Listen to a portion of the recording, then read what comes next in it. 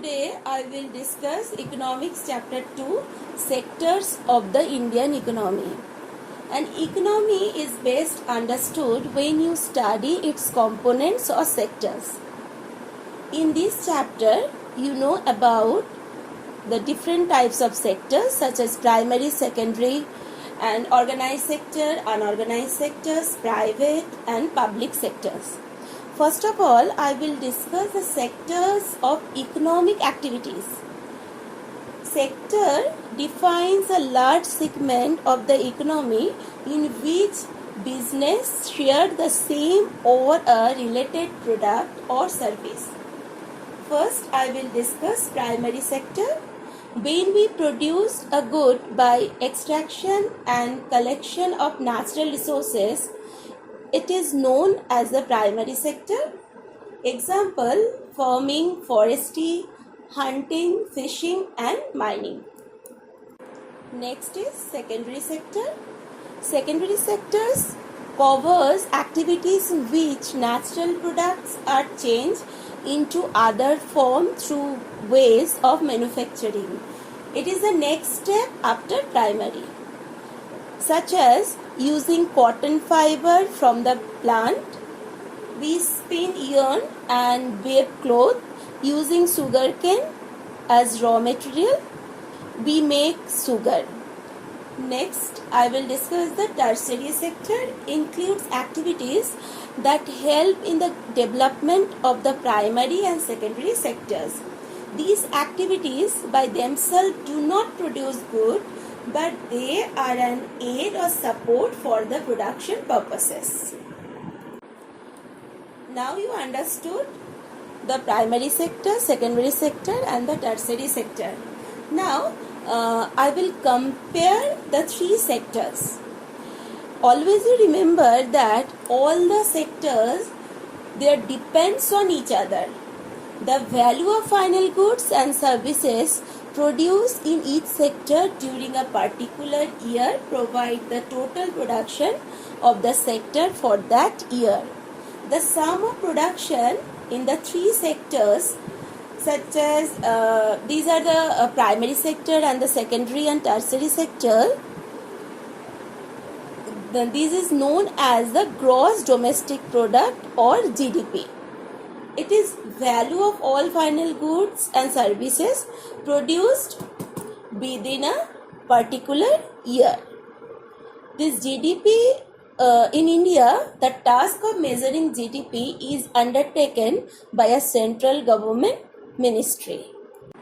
Look at this graph. In this graph represent the primary, secondary and tertiary sector, and three sectors, different colors through. I will explain that blue color represent primary sector, red color secondary and green color tertiary sector. In the year 2013 and 14, the tertiary sector emerged as the largest production sector in India, replenishing the primary sector. It means that previous time primary sectors, the importance was much more than the tertiary sector, but at present you notice that the tertiary sector has become important in India because of the following reasons. First of all, services such as hospital, educational institution, post and telegraph services, police station, etc. These are considered as basic services and are necessary for all people.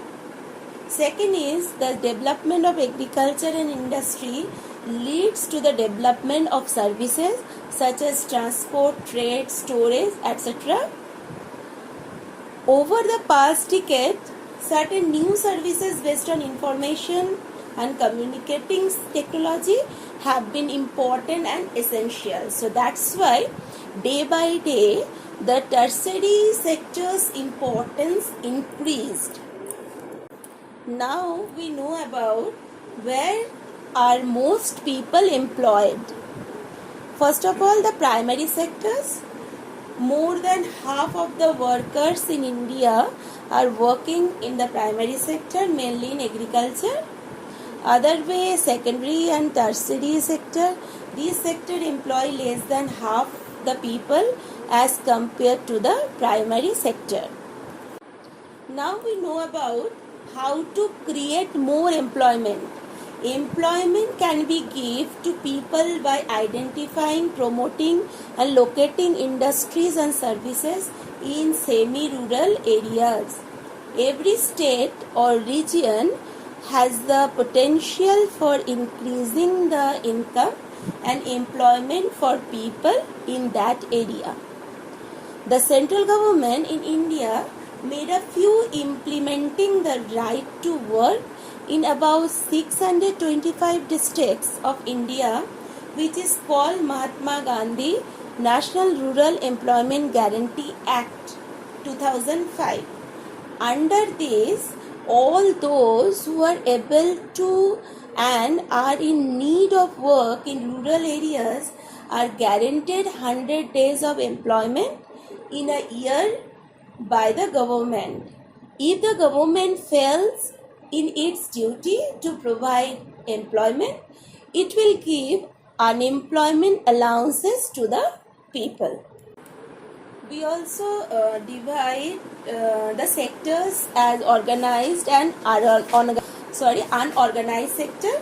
Organized sector, it is a sector where the employment terms are fixed and regular, and the employees get their assured work.